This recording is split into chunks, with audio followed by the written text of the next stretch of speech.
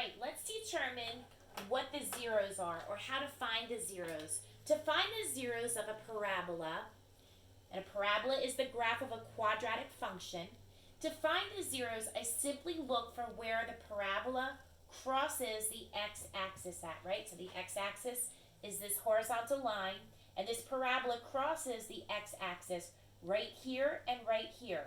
So I would say this parabola has zeros or solutions at -1, and also it has a solution at -1, -2, -3. And when I answer a question like this, if they say, what are the zeros or the solutions of this quadratic function, you would write it like this: -1 and -3. The and is really important, because if I wrote it like this, that looks like a point. And -1, -3 is all the way down here. There's nothing here. This expresses the wrong information. So you have to be really careful when you're writing your answers. When you find the zeros of a quadratic function, use the word and if you see two. Look over here at this quadratic function.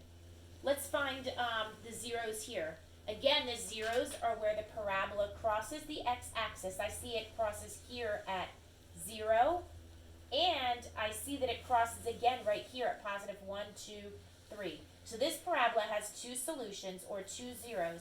The first one's at 0, the second one was at 3. Look at this little parabola up here. Does this one even cross the x-axis? The answer is no, it doesn't touch it. It's never going to touch it because it's going to go up forever and ever. So this one actually has no solutions because it's never going to touch the x-axis. There is one more scenario that could happen. The parabola could look like this.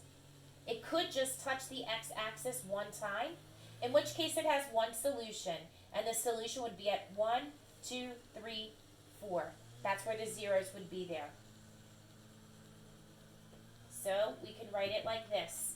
This first one had two solutions. The zeros were at -1 and -3. The second one we looked at had zeros at 0 and at 3. The third one we looked at had no solutions because it did not ever cross the x-axis. And this last one we looked at, it just had 1 0 and it was at +4. So that's how you find the zeros on a parabola.